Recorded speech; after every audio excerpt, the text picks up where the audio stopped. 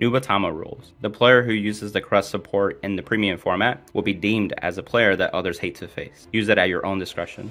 It is required to use at least one Mizukaze in your deck list. Simple enough. Dominate with Magun Tembu. I ride Zanki. On plays dominate. On stride dominate. Dominate your rearguard. Then dominate your vanguard. You've taken quite a liking to it.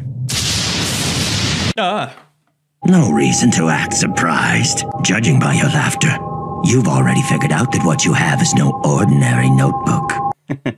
You're right. I knew you would show up, Mizukaze. Oh? I've already figured out the full power of the crest support, and I'm even more confident on what I will do next. That's interesting. I certainly wasn't expecting this. I'm going to do a premium deck profile.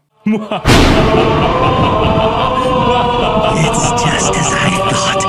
Humans are so interesting. Huh. Why do I have a sudden craving of potato chips? What's up, amigos? Commander Jaime here today, and I'm excited to finally show off Shiranui Crest in premium. So let's get right into it. Check out Dueling Guard's deck boxes, playmats, and binders. The great quality products that are anime based. They continually have more anime options becoming available. Use the affiliated link in the description for a 5% discount on your next purchase. For the format for this video, I'm going to cover the Crest's impact with the card choices as I go along. And essentially, I won't cover it all, but essentially if you want a quick snapshot of what it does, here it is. And then I'm going to actually just talk with the cards as the effects, whether they're pros or cons. So for the grade 3s, we are playing 3 copies of Oboro Shiranui.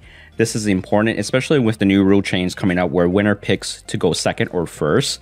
And we need to make sure that if we go first, we're able to go into our history collection stride. So the importance of Oboro, we need it still, because we're also playing Zanki as well. However, with the crest too, the power up gain with the domination attacks is +9 in total. So 4 + 5 gives you that 9k, which can hit for some sweet number, especially if you took over like a 12k beater and then give it +9, that's 21. And against a history collection grade 3, that makes a magic number. Also, what's also cool with the skill, when we use the right phase skill to revive something, this helps us to have some dominated unit, but also this can force a superior call. It adds to Mizukaze's restriction skill. Although we had to be careful because of auto skills, they can still get the benefit of that.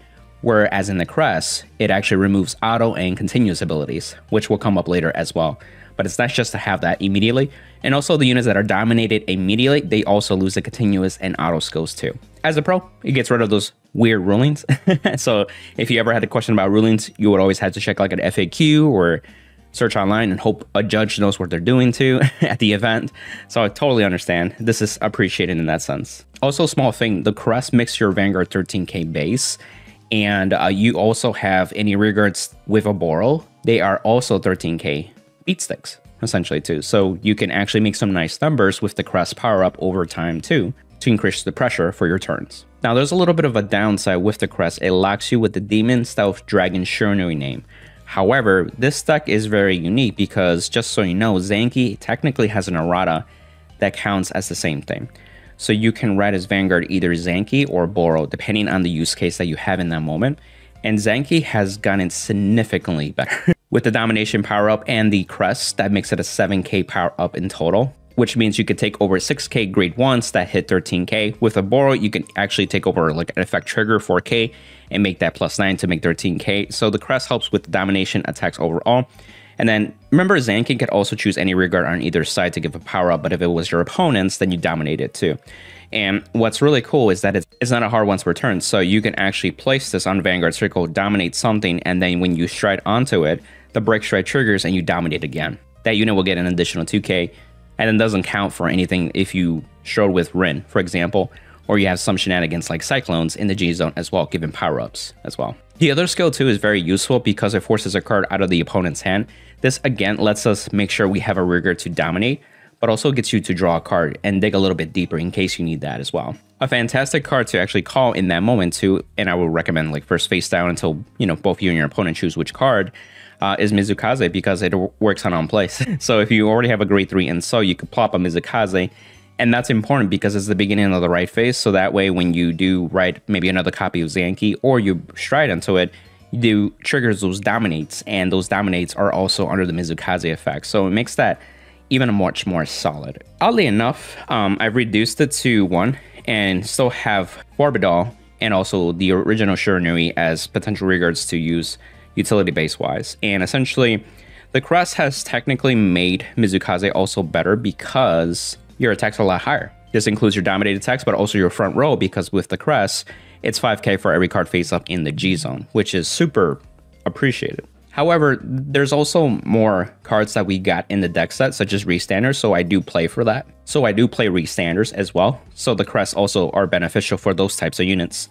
You could also use the cards like Forbidal to just revive your Mizukaze, or you can use cards like Jakumetsu to bounce and then reuse for like later on. You also have like the grade 2 that bounces as well. So you're not so dependent on the Mizukaze. Also, the other thing is that there's like blitz orders such as Sanctitude that get around Mizukaze. So the less likely your deck's less susceptible to those types of plays that get around Mizukaze and also the Rinne, the better it is for you to like seal the deal. And the reason that I still play one OG Shiranui, the V series specifically, because it's a good rearguard. It also goes into Soul, so adds being a grade 3 into Soul easily as well for Mizukaze. However, do be mindful that it doesn't have the actual demon part name, so you cannot write this if you have the crest. So you have to be careful with that. But if you don't have the crest, it could come up later on where you write this as a Vanguard to become 12k base, at least still at that point, and also get a protect marker in case you need another one for that matchup too. But this card is great like during Jakumetsu turns and your other stride turns, even going like into the history collection stride. You're 22k at least, but if you have the crest, it becomes 27 on its own. So that actually hits pretty hard already. And if you have like something that you could hit on your opponent's side, they lose a card out of it. But also if they have any tokens, they lose the token, but also they lose a card in the hand because they have to discard as well. For the remaining grade 3s, we are still dependent on the Heal Guardians. You want to survive, they're grade 3, so you can use them for the history collection strides. You could also use Forbidal to revive them from the drop zone and then use cards like Jakumetsu or the grade 2 to bounce it back, and now you have a G-Guard for the next following turn. It's also important to G-Guard in this deck because your crest will also scale up for each card face up. That doesn't mean your strides only, that also includes your G-Guards too. So you can G-Guard a little more and get a bang for your buck for the next following turn to hit even harder. So I typically go with the grade 2s next, just kind of going down, but this is important to point out first with the grade 1s, and then I'll lead into the grade 2s after that. So essentially, you want to make sure you have 4 copies of the Crest Giver, and just to show you the entire grade 1 up front is 3 Hanalis included, 3 Doggles, 1 V, and 1 D, and 1 Sanctitude. And so you may be already noticing that I'm not playing any copies of Unen. And Unen is a great card, especially since we got the grade 2 promo that adds to the consistency, which we do play in this deck. However, the ideal right target is the Crest Giver on grade 1. So a card like Unen isn't as useful, whether it be on the Vanguard or on the rearguard, because you rather have this, and then the rearguard skill is nice, but it doesn't always come up. So I decided to play other cards instead and just focus on getting the Crest Giver if possible. I actually did a recent article talking about the probability, and essentially 7 out of 10 games, you're going to see your crest essentially. So you also have the mindset that you practice those games where you don't have the crest too. That's super important, so you know that you're not super dependent on the crest, but at the same time, you can take advantage of the crest too. So you'll see with the other cards that makes sense a little bit better too.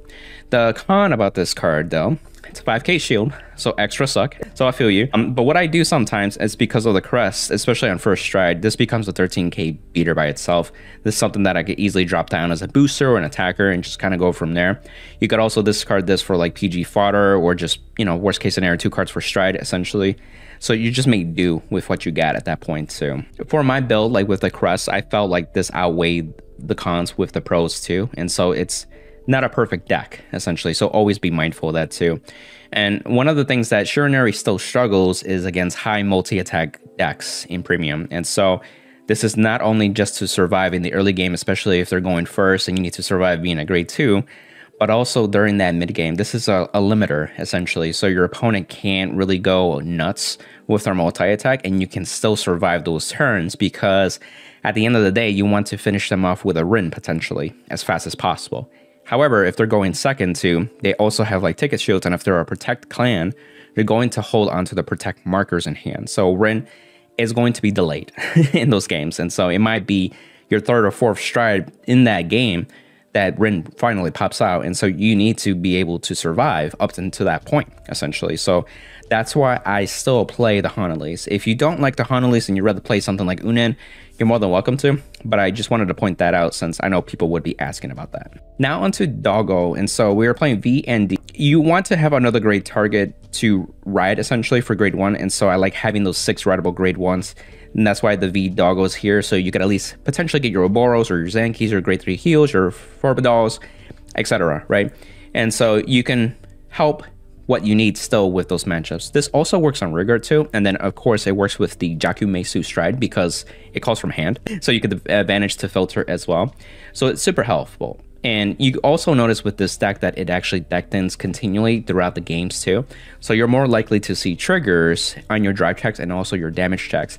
This deck can draw a little bit, but not a lot, so you're not hard drawing into those triggers, and you're going to see them more in your drive checks and damage checks. Now, the other reason that I'm playing the D series is a way to search directly for Zanki or Boro. And it's super helpful because they re-eroded these into like 8K base, and they also are still Stride Fighter. You could pitch them for generically.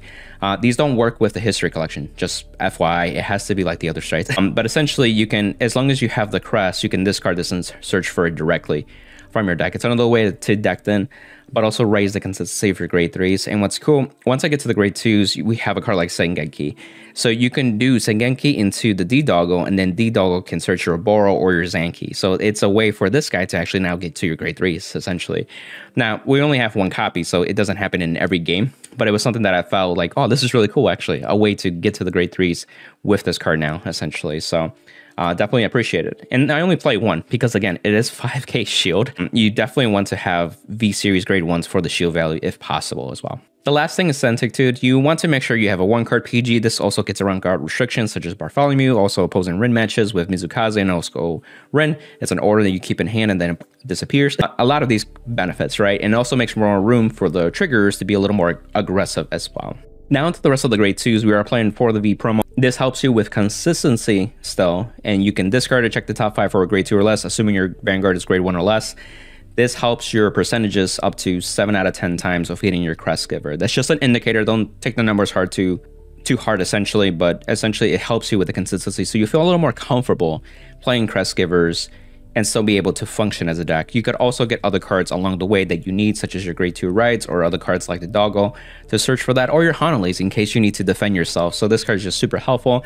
The on attack boosted skill comes up here and there, but it just depends if it's worth it. So it's something that is there, but not necessarily used essentially. And another card that helps that searches is your grade 2 target Vanguard, and it's the Shoujo Doji grade 2. And so because of the V promo, I still play this guy too. So it's important to have your Crest Giver, but also you can also find your grade 2. This helps you soul charge a stealth unit. And that's big because you can soul charge your grade 3s like extra Oboros or Zankis, and now you have a grade 3 in soul for Mizukaze in case you need to use it like early on as possible as well. This also calls a little bit of an early game too to help you out, because if you get other grade 2s to essentially like call cards and then use a card like the Yami Shibuki to be able to bounce those cards back and generate tokens on top of that, so you have a better early game so you can survive to your actual strike turns. There are builds that like to take the full deck set and essentially just use that support, but a lot of it is locked behind GB. So you have to be careful and find that balance, so that way your turn 1, turn 2, you're still alive, essentially. And this helps a lot too. And again, you want to use Yamushibuki because you also need to enable Jakumetsu turns. So there are going to be games where you need to fall back onto that, and it's a great stride that's generic as well. And then also, like, if you don't go into it, you have extra tokens to use defensively. They can intercept from the back row as well. So against guard restriction decks and also just preserving your hand, it's just super helpful at that point. You'd rather have cards in your hand, and you can sacrifice the tokens at that point too. For the last 2 grade 2s, I'm playing 1 Ungai and 2 of the Furai Retrain.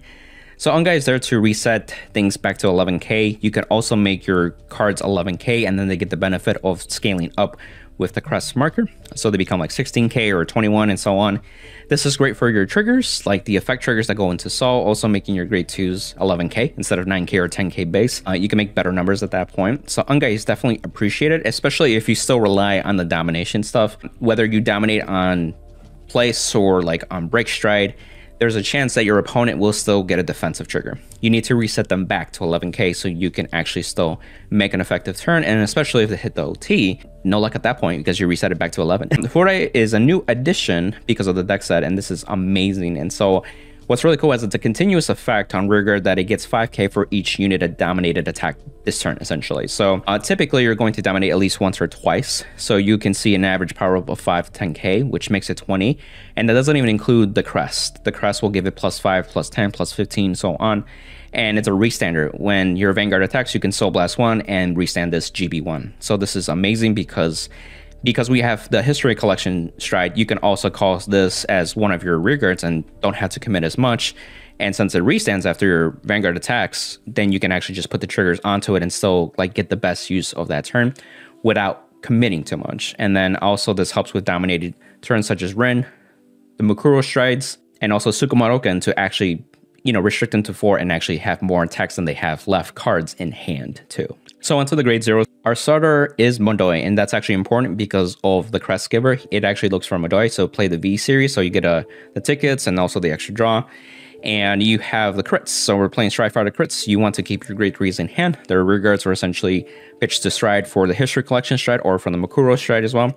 So they're super appreciative. And then also 4 more crits with the Shiranui crits. These go into Soul. When your Vanguard attacks, draw a card. And also if there were damage tech, you get a card to draw a card essentially. So that helps you survive and also build a healthy hand size still. And again, you can do like little things with Ungai, make this like 11k. And of course with the crest, a +5 will make it 9k. So this can hit rearguards on its own. But if you get like 10k from the crest, it already becomes 14. So now it could hit Vanguard on top of that as well. So I appreciate of the crest power-ups, just even the little things like that too. We also play in 3 draw PGs and then the Dragon Empire OT, of course. And so we want draw power, we need PGs. The Dragon Empire OT is really good still in this deck. It's just a restanding Vanguard makes every stride turn that much better. Especially if you have a restander with the Mukuro turns, you have 2 opportunities where Vanguards attack and drive check essentially, and so you can potentially get more drive checks during those turns, which also in turn can make a card like the restander 100 million twice, and if you drove check a critical trigger, that becomes even more nuttier at that point too. So I'll highlight some of the strides too. You want to play Harmonics because you need the tickets, and if you need a counter charge, you can. 2, the History Collection, because of Persona flips, it's still important in this metagame to actually be able to stride if you go first, especially if, you know, that's why we played 3 Oboro. And if we do go more first often because of the rule change, then we're pretty much good to go at that point. We're also playing 4 Rinne still. I'm actually looking for 2 more SPs. But essentially, we want to make sure that we can seal the nail in the coffin, essentially. What's also really cool with the crests as well, your dominated attacks are not only getting the GB3 power up of +10k in a crit, but they're also getting the additional 5 from this as well. And further along, the cards that come from hand typically are +15k, but now it'll be +20k because of this. So then you have like essentially 4k triggers now hitting 24k on their own, just with the combination of those 2 effects essentially, which is super nice at that point too. There is a card that I want to point out as well. I know I saw this with the Nubatama group, and then also I saw 02 Pass even consider this card. It's Storm Element Cyclone, and this card essentially, when it's face up in the G zone, this gives +5k continuous to any of your units without continuous, auto, or axe essentially. So guess what? Because of the crest, if those units that you're dominating only have like an auto or a continuous ability, and that's it, when they get removed, they're vanilla units. So guess what? Your Cyclones actually give them power too. Pretty nutty if you think about it too. So now like even on Rinne turns, they'll get an additional 5k on top of everything that I just mentioned too, on top of that as well, which is really nice. This also affects with other stride turns too. Very impactful turns because you got Tsukumorakan that will also dominate because you on break stride essentially, and that forces more guard power which can come up. Sometimes you're 5k short on sealing the deal essentially, so that helps. And also worth noting, the cards that I showed before Cyclone Persona flip, so then there's only a few cards that actually flip anything, and that's where you flip your Cyclone. So this generically flips, you have your Jaku Mesu that generically flips, and then you have the original Mukuro that also generically flips. Apparently the D series doesn't flip. I'm not sure why. That is just a card choice at that point. Oh, I know why, because of the crest. More power at that point if they did it in the main phase. So I get it, I understand. But essentially these are your strides that are able to flip Cyclone, and you can still benefit with Jaku Mesu, with drawing, crit pressure, calling surprise Mizukaze, all that kind of stuff. I've already talked about it. Mukuro, this is a generic Mukuro ability, whereas the D series, you need to discard a grade 3 with the Demon Stealth Dragon Shiranui in the name. That's a mouthful. But there will be games where you just don't have it, essentially. And so that's why I included the original Mukuro just in case you fall back into. It's a great mid-game stride, at least with when it comes to also dealing with some of those like people that are holding those ticket shields or the protect markers, having more options to be able to finally to get to the rim at that point, this will help a lot in that sense. So that's why I included the D series Mikuro as well. Also, it's worth noting because of the crest, if you dominate your opponent's Vanguard, they will also get the power until the end of the turn. So you need to make sure that you have cards like Ungai to reset their Vanguard back to 11k. So just be mindful of that in case those numbers come up. But essentially, it helps with dealing with that as a con, essentially. Lastly, the G-Guards, it's the same thing as before. 2 of this card. This is our biggest shield, Counterblast, 5k for each card in your opponent's hand. And if they have 4 or less, you draw a card. You have the Kohodakan. This actually grabs a grade 1 and dominates it from the back row. Get rid of pesky grade 1s. And then also Gando Karukan. And this is a generic free G-Guard, essentially, just to deal with some nuances. Let's say you fall back to your turn and you've already faced up 2 strides. You can use Zanki's skill to Soul Blast 1 card. Draw a card, and both you and opponent call it something.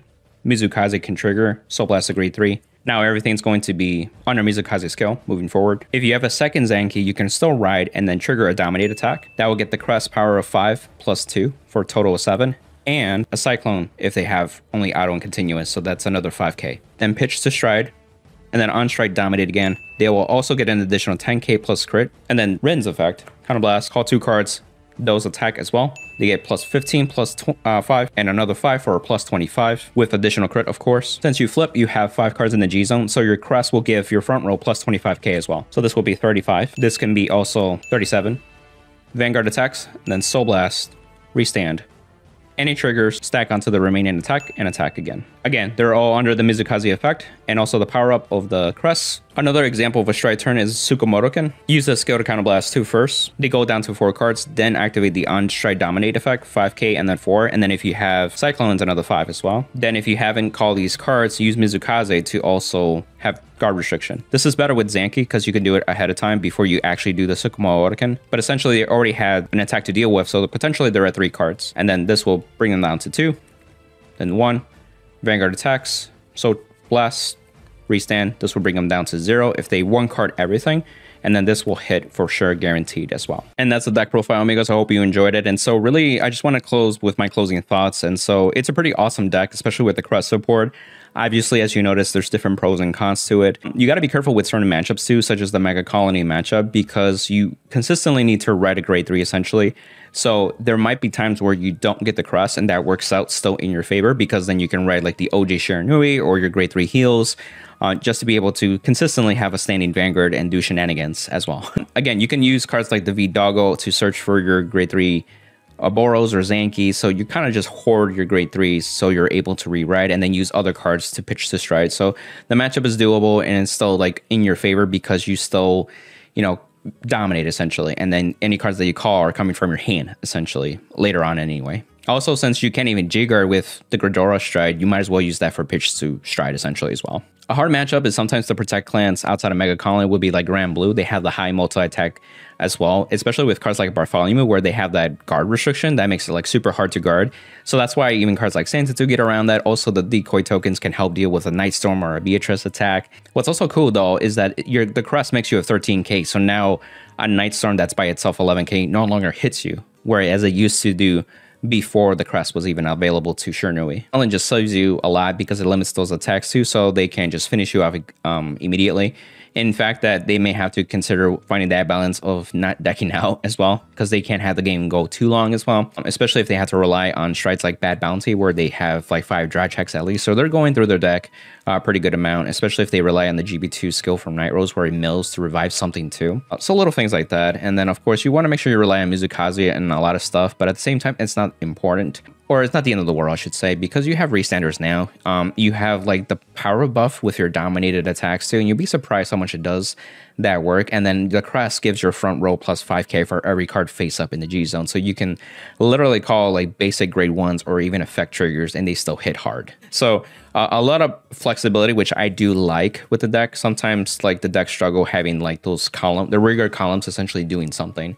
And that's why even Ungai comes up so much in those numbers, because that way you can still make it impactful without just losing out on an attack because of a damage check trigger. The Cyclone, I think, was something really neat, and I thought I'd explore it. If you don't really care for it, you don't have to play it. It's not like it's super impactful where this works on first stride immediately. You have to have a stride that flips something generically, and a lot of your good strides persona flip, especially if you're going into your Oboro History Collection stride, that's gonna persona flip. What's really nice about that History Collection stride, that it persona flips, you'll instantly get plus 5k on your first stride. So there's pros and cons to everything. Also, if you don't like Hanali, you can play Unen as well, so that way you can kind of like at least get the Crest Giver or Unen, and either way you get something out of it at that point. And again, I want to say, like, this deck profile is in mid-December too, so things can change once this comes out in the English around February time. I know Team League will start up again in the spring as well, so things could change differently. And I think I know there's some news that they're doing like a tri format where essentially one player plays premium, 1v, and then 1 standard. So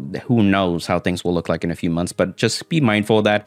Feel free to, you know, recommend some changes or even like some thoughts that you have that you want to share too. I love to like brainstorm with the community. Also, I want to give a huge shout out to 02 Pass as well. He is one of the Nubatama players that literally live and breathe Nubatama. His channel is phenomenal when it comes to Nubatama, and you're able to like listen to his mindset, his thought process. And he's done a recent video with Crest support as well that I do recommend.